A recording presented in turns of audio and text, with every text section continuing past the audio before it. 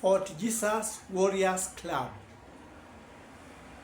Topic: the scapegoat. Today I'm going to delve into many things. Yesterday we had some of the people giving their suggestions of the Kenya they would like to have, and prior to that we have had suggestions of the Kenya people may like to have, and I know by the time we put in our input we shall have so much that now when they get the finest we shall have the best country. But yesterday,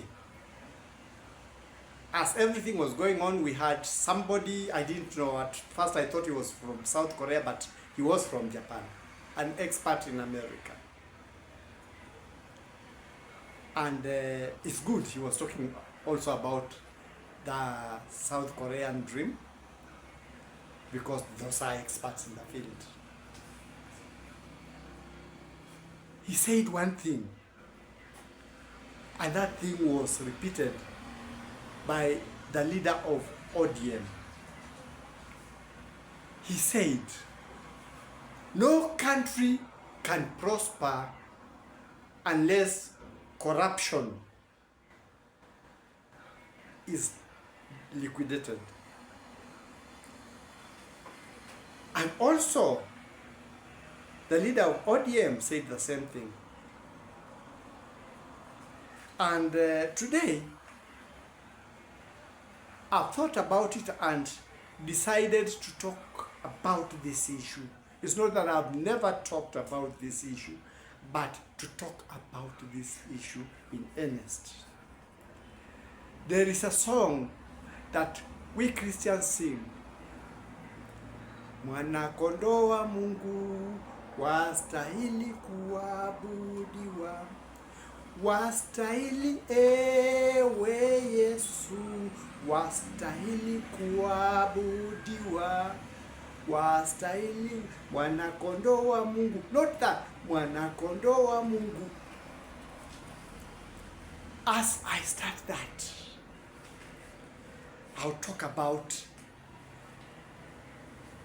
the murky waters of the systems that Muhammad saw. Muhammad, the prophet, peace be upon him, Yajuj and Majuj,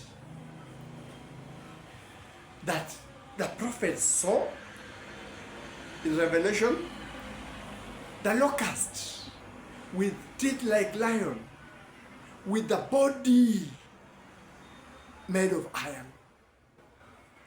It was scary. I will also talk about the issue in the last days of what? I told you, the world, nobody knows its last days, but last days of the system, I think. That's what I presume. Last days of that system. People will be lovers of self, lovers of money. They will be cruel. They will not have human feelings. Yes, that is what Muhammad saw. That's what the prophets in the Bible saw. The Gog and the Magog. The big evil that they had to tackle. Why am I talking about this? I'm talking about this because one thing that is there, it's not only Kenya. Please, let me be open, because mostly when people say talk of corruption, they talk of African countries, whatever countries. I've not traveled, I'm not lying. But it does not mean I'm ignorant of what happens outside, because we have got people who go. In my profession as a teacher, I taught for a long time, and other things that I was interacting with, I've met people from almost every part of the world coming, doing what? Interacting. Our people, Kenyans, have gone out, and when they come, they tell you stories. The Western countries have minimum corruption. It does not mean they don't have. These things we have, they have. There are people who do all these things. But they have tuned themselves in that they abhor corruption. That is the thing. They abhor corruption. We, on the other side, have tuned ourselves. We worship corruption. That is the beginning point. We are, I am, you are, the other one, the blamers, those who pretend to be as white as snow or as white as cotton, Msufi. They are corrupt. So, here is not a thing that we shall have to point fingers, but I will point fingers. That we shall have to point fingers. I'm also not clean. I'm just human like any other person. But what was surprising was when Jesus was called good teacher. Remember? Jesus, teacher. When he was called good teacher, he said, there is nobody who is good except God. Not that. Even Jesus himself, as much as we esteem him, said he was not. So, failure is to human. So long as you have got blood running in you, living on this earth, you are prone to failure. We are all human. So the first step we have to start with Kenyans. Just like the other people in the world. Because Kenyan corruption is high. I was told of Nigerians. Somebody told me things, I don't know if they are true. They told me there was it a chief justice or somebody who conned his way. He didn't have the qualification. He was a smooth talker. He talked his way and he entered that profession and he performed very well. They discovered when he was leaving.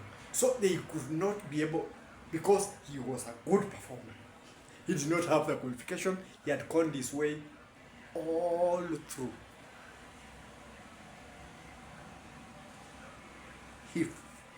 I don't know how to, I never followed it up. But there is that corruption across all the countries. So when we talk of corruption, let's not see it is just us. Hapa ni kitu kidogo. I'm also going to sing that song. I recommend Wastahili Kuabudiwa. I looked for the composer, but I've not seen. So you just say Wastahili Kuabudiwa. You deserve to be worshipped. That is what the song talks about. Worshipping Jesus, the sheep of God, the Lamb of God. I am also going to talk about another one. This one is Kenyan, Kitu Kidogo, Chai. And I would like you to listen to the music and the drama, because our hip hop or genge musicians produce songs with meaning, with action, with the drama. There is a song by a musician, an old song, a musician called Jim Watt, who was also singing about corruption. The song goes, sitoi kitu kidogo, unasema nini? Sitoi kitu kidogo, utalala ndani. That is also a song on corruption. And then I will go to another song by Mashifta. And that is what we are.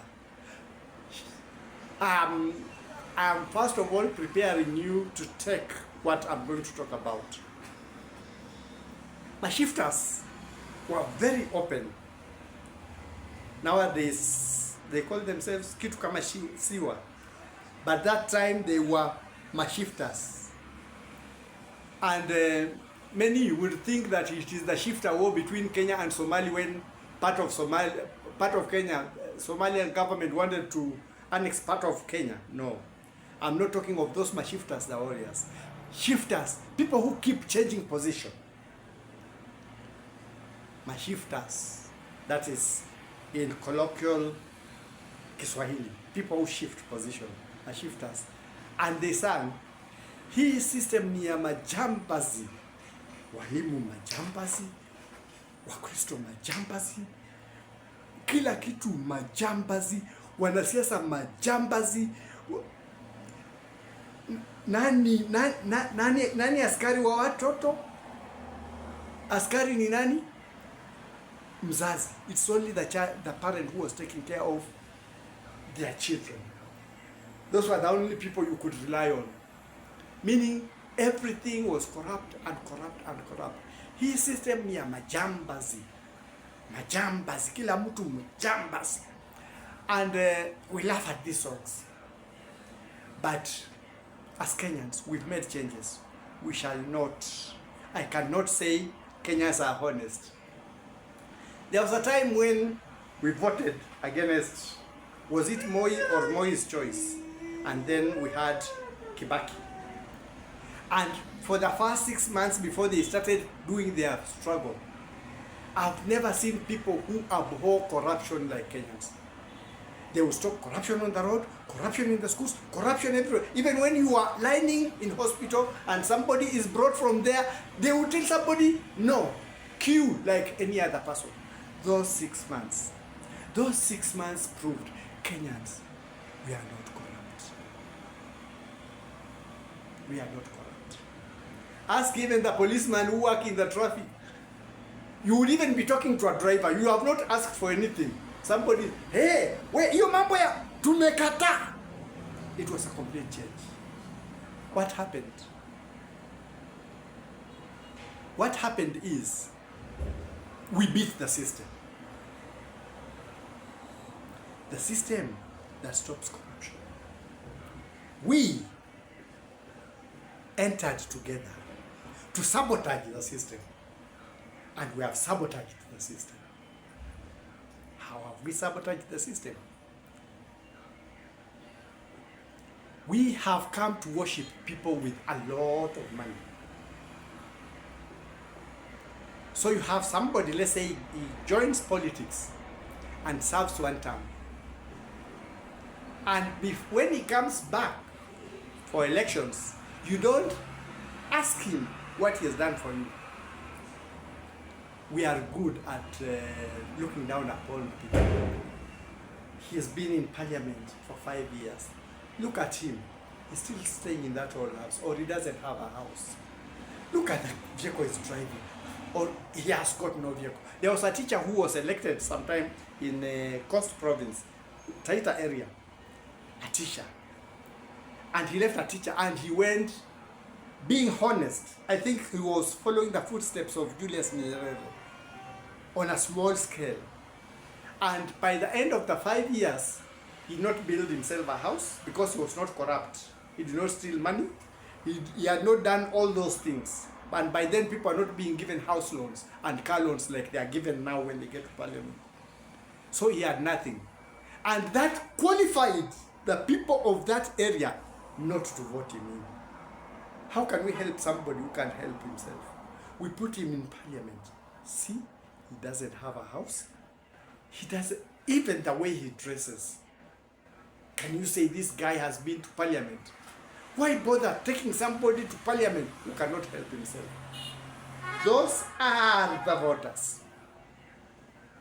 Those are the voters who point fingers and say, that guy is corrupt. That's what they are telling you. Tell me, if you come from that society and you are voted into parliament, what will be the first step? Look for all cartels so that by the end of 3 years, when you go home, they see you with the latest vehicle, a helicopter, you own several shopping malls, regardless of whether your salary can afford or not. And you can buy them beer when you come. And you are in every contribution, the things they want. Then you are a good politician. But again, they point at you and say you are corrupt. Who has beaten the system?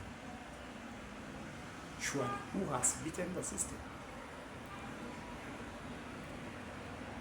Before I came to Bungoma, there was a time when some things happened and I was saying, what? I was in Nakuru. And to my shock, I came to understand that you can be crucified because the system within where you work is corrupt and you don't realize. And when the corruption comes, the auditing or everything has come, they always say the one in charge should bear the blame. The back stops. Is it at or on or with you? Whichever. Choose the correct one. The back stops at you. The back stops with you. The back stops in your office. In you. And things have been done. And you find now things are overvalued.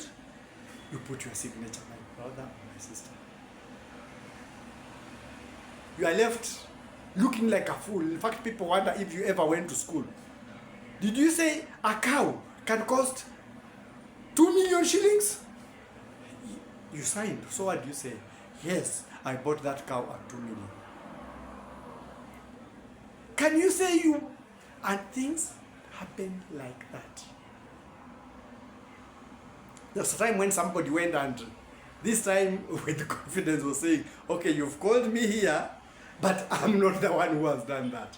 That's when I realized there are times when you can be hammered, you can be the lamb, scapegoat, and people will look at you, and the most corrupt will blame you because they always know you are that person who has done, and they have to cover themselves up with you. So you are the corrupt one. They are not. Several politicians have experienced that. Several officers have experienced that. Several people in positions. So where is the problem? The problem is in every sector, every department, there are cartels. And who runs the cartels? Us. And there are times when we operate these correct cartels so secretively that even when the one in charge is told there's corruption, he would defend his workers at all costs. Because he doesn't see the corruption. It's only when now reasons come and he's told you are the defender. It's when he realizes corruption has been going on. But now who is it stopping with? That very person. Because he has been the great defender. Greatest defender. There are times when you find people in offices. Others were outright corrupt. They were caught in the act. And after being laid off, they are the crusaders of how corrupt those people who are there are to cover their own self-esteem. So, what has been happening with us? We form corrupt cartels. We want to operate corrupt cartels. We want to benefit from corruption. But we see the leader up there being corrupt. So call somebody with a million scandals. The first thing he will tell you, this government, this system, this council, this community, this company is utterly corrupt. But who was caught with evidence? He himself. So unless we learn to define ourselves, we shall make others scapegoats. Because it becomes difficult now to know who is suffering for real and who has been made a scapegoat. Who is being made mwanakondoo wa Mungu? God's sheep. There are people, for 3 years, people have been saying the police are the most corrupt. That's what they have been saying, the report. Is it from but is it true? Is it true? That's the question we have to ask ourselves. Because sometimes we engage ourselves in corruption. We want to get things through, and we come offering money in indirect ways until we make those people who give those things, even if it's a write-up, for instance, a paper you need in certain offices, an item you need in certain offices, we tune them so much that they now start believing that to give those things, you have to give money. That's when they start now asking for money. Because that's the system. Everybody who comes gives you money. The other moves around gives you money. And you are being given money, and who doesn't love money? And now you come to realize that position cannot only earn you a salary, it can earn you fortunes. So why not even coordinate with the cartels? And that's why you'll find some people, some criminals, they will be caught today, and you are told action will be taken against them. And if it is an office, a ministry, or whatever that can be shifted, they'll be shifted to another place. So you go to another place, you find the same person asking the same things they were asking there. And if he messes, those are the people who will tell you they have got powerful people. And actually they have powerful people. You can't remove them. They'll commit every crime and they'll keep protecting them. Because indirectly the people on top are benefiting. When they get from the ground, there is a portion that is given to this person. So now the person, because you have easy money, you can now accomplish many things, comes to take it as if it is the norm. But from the example I told you, Kenyans are not corrupt. I saw that time. I experienced. I'm telling you because I was there. And it was the first major change for those 6 months. And then they got frustrated when the cartels got in. Everything got in. And they realized everything appears to change, but the more things change, the more they remain the same. I was trying to, the more things change? Oh, yes, the more they remain the same. That's why people have lost confidence. And now when everybody gets an opportunity, he feels this is a time I should scoop. After all, everybody is scooping. So for a country to make progress, I'm not saying that one has happened only in Kenya. Other countries also have their things. I talked of kitu kidogo. I have a brother who has traveled through Tanzania. I've not gone there. Secret place, secret things. But you'll be told of Gedere. Those who have gone there know of Gedere. I don't know what they say in Uganda. So these things are there. We are not the exception. But they have tried to fight that system. We can fight that system. It starts with me and you and the politicians. Because sometimes it surprises.